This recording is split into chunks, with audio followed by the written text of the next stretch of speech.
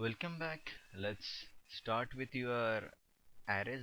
Continue with your arrays and let's see what do you mean by array list and list. Okay, the thing here it is termed in a collection where it is much similar to array, but the manipulation in the array is much easy in your array list. Okay, so the thing is that working with your array list and your list, it is very easy to do many things with it. So if you want to sort, we have seen there is a sort method which will work with an array. So it will be working with the array class. Here in array list we will be having many other properties which will be the I can get the count of it, which is much more similar to your length in your array, and in your we can also get the items from the index numbers, which is again similar to your array. Okay, and also the thing is that we can also get the actual capacity of what is the capacity of your list items. Okay, so and we can use a method add to directly add an array to it, clear all the things inside the array. Then we can also insert some values inside the array list which will be directly working on it. Means I can say uh, we don't have to shift the values from the index to next index. We can directly insert the values on the index position. We can also remove it. We can also sort it. Okay, let's see how does it works. So first thing, let's use a same form. Okay, and let's work with your new button. Let's give in the name call as your I can say array list. Okay, let's work. So let's double click on it. Now let's declare an array list. Dim arrli underscore car as new array list. Okay. So the thing is that in array list it is termed as your untyped collection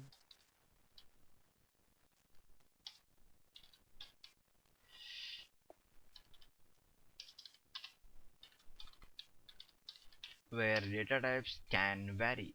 Means if I'm working with the array list, data type can be integer, string, it can be a double, it can be anything. So we don't have to work on it.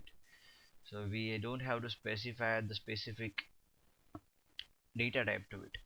Okay, so let's work. Now we are not specifying even the value or the capacity of it. So the ARR underscore car is having the default capacity. So let's work. If I want to add something inside your array list, so let's have a ARR array list car dot add items, where I can say it is add, and what I want to add, I want to add the value as an object.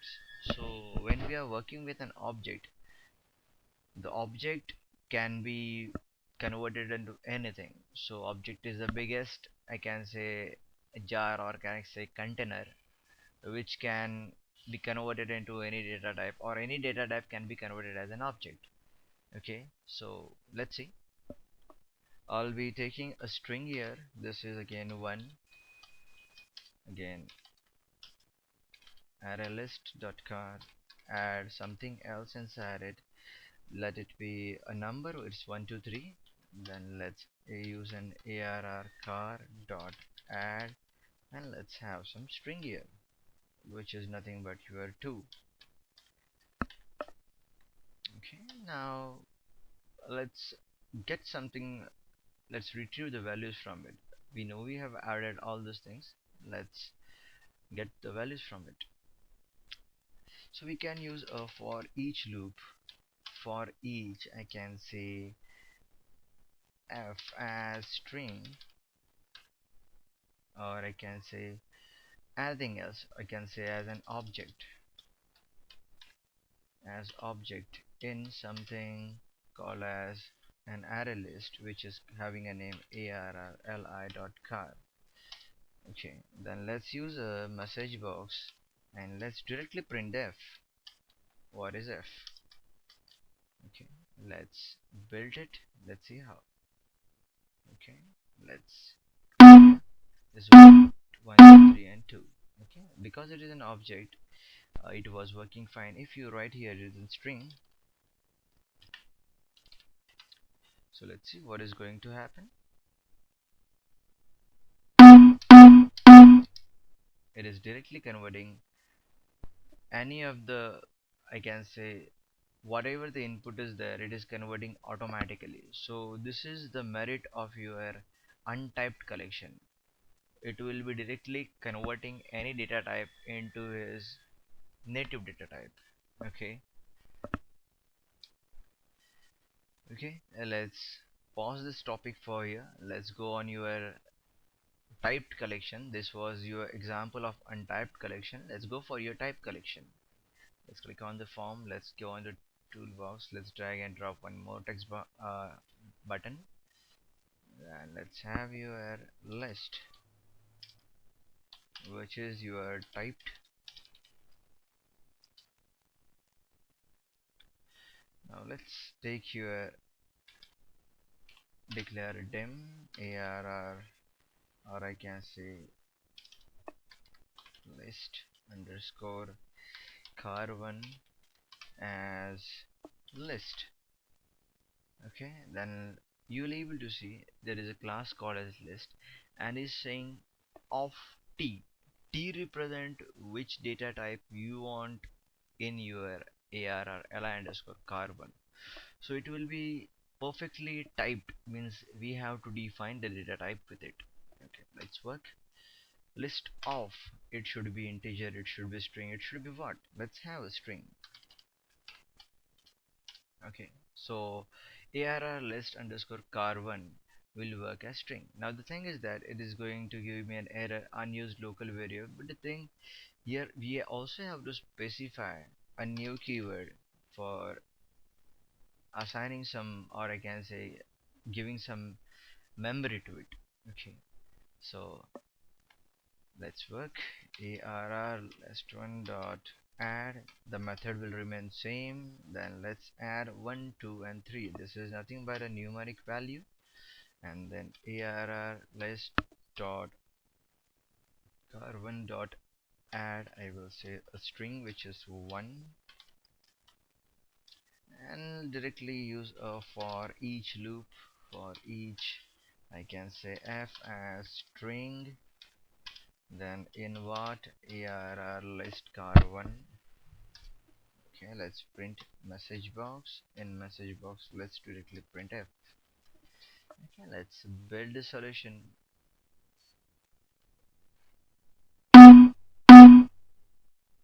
Wow, even this works.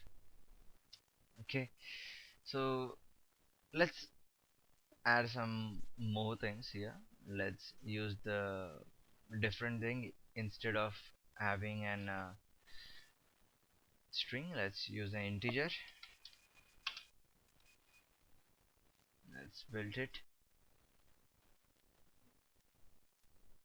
Oh, it gave me an error.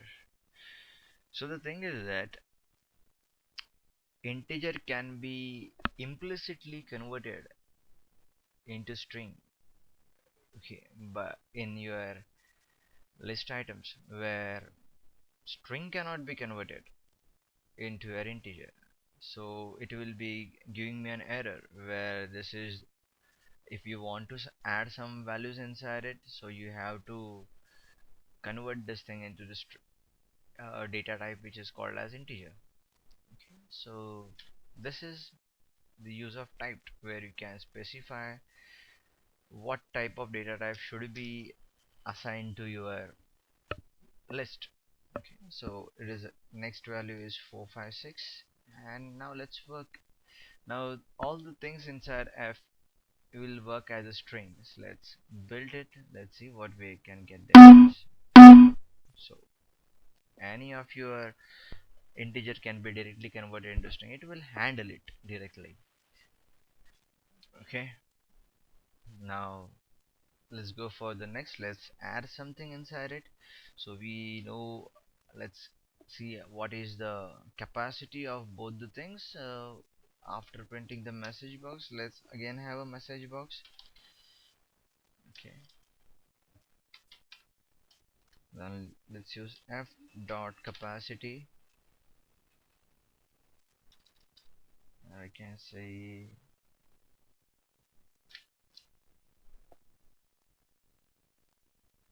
arr list arr list car dot capacity. So let's see what is the capacity of this. Even let's see the capacity of your untyped data type. Okay, let's use a message box. Let's use a arr list carbon dot capacity.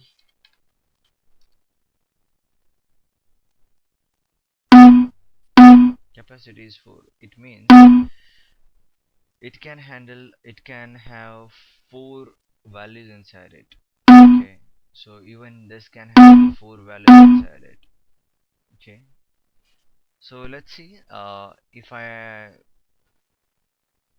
copy this thing and paste it, so it will be having the 6 collection inside it. So what will be the next capacity of it? So the first untyped collection is having 6 values inside it, and your typed is having 4 values inside it. Automatically the previous capacity got doubled. Now what was the previous capacity of your typed collection? It was 4, so it also became 2. So it's also become 8. Okay, that's everything I wrote inside your message box. That's why it is happening like this. If you write it outside your for loop, it will work fine. Okay, you got it. Means you don't have to specify the capacity here. Even if you add something inside it, automatically the capacity is going to increase. Now the capacity of your untyped data untyped collection was 8. So if we again copy this and paste it, or let's this 6 times, let's make it 9 times, it is going to double the capacity. Okay, let's cut it, let's paste it, and instead of having all these things, let's use a string. Let's store the value inside string str. Okay, str v ampersand is equals to f. It should be concatenated with blank space. Okay, now let's make it blank, and after doing all these things, let's have a message box and let's print your string. Okay, let's build it. Let's click on it. See, so this is your first, second, third, fourth, fifth, sixth, seventh, eighth, ninth. What was the previous capacity? It was 8. Now it should be 16. It doubles every times. Okay, if the content inside the array increases, it doubles the value. Okay, now let's work with your clear method. Now we know uh, what we have what things we have inside the arr list car. Let's remove all these things. If you want to remove those things from your arr list underscore car, you just have to write arr list underscore car dot clear. So it is going to clear all the items inside the array list directly. Okay, and if you want something else to be inserted at this specific index, so you can also do these things using your insert. You can use Arraylist car dot insert something where, so it is showing you the constructor, a default constructor here. So how does it work? So it is having a, it is a insert method, and in insert method we can specify to,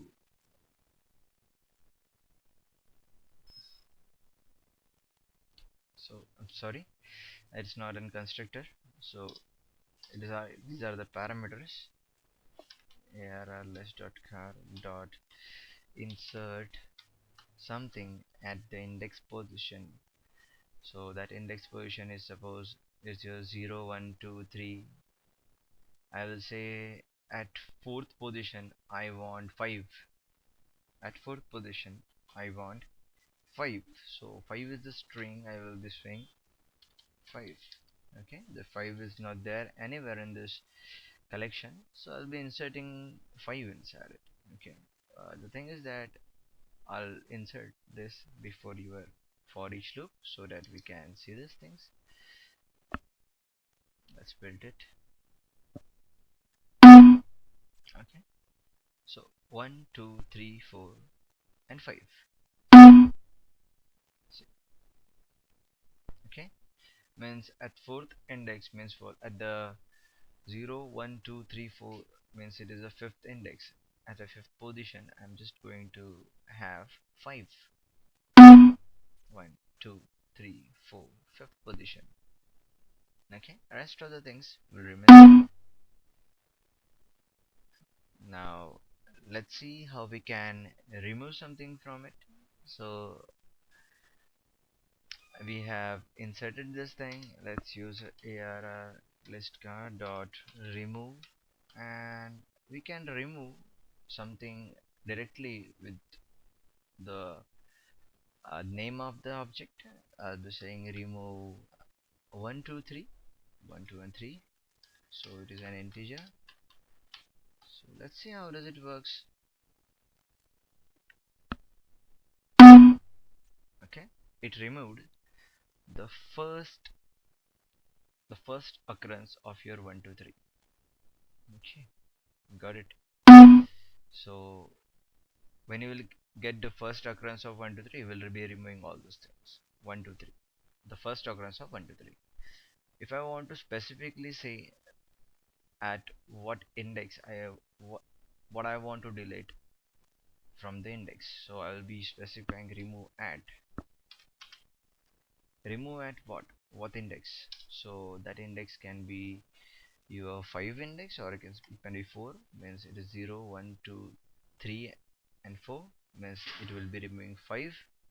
Okay, let's build it because we know it. We have inserted 5 and we are going to remove 5, and then we are going to print it. 1 2 3 4, and this was the fifth index, which is nothing but the 4. So it has been removed successfully.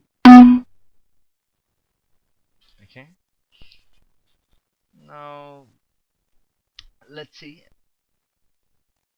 I want to search something for a bit. I just want to see, do we have anything, or I can say I want to search something from this array list.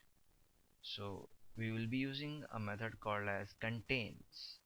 Okay, so it will be returning me the boolean value.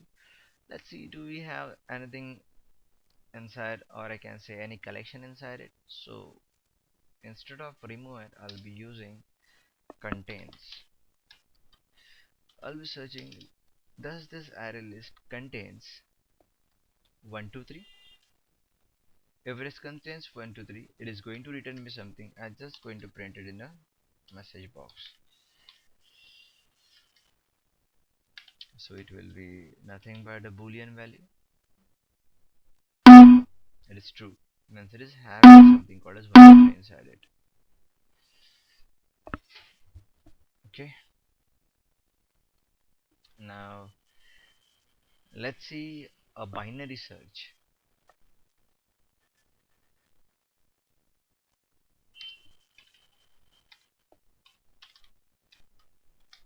Okay, it is saying index as an integer, count as an integer, value as an object, compare as a collection, I comparator. Okay, so let's see how many uh, methods do, how many parameters does this accept. Let's use a binary search object as an value as an integer. So the returning type is an integer. So we can specify the value as an object. If you want to search something here, we can search this directly just giving the value inside it. And the next thing, we can use a value as an object and comparer as an I compare. Okay, let's work with an object. Let's see binary search. I just want to search something called as 5. Do we have 5? Okay, then let's use a message box. Let's close the window. Let's build it. Yeah, it is having something and it is returning something, an integer that is nothing but my index.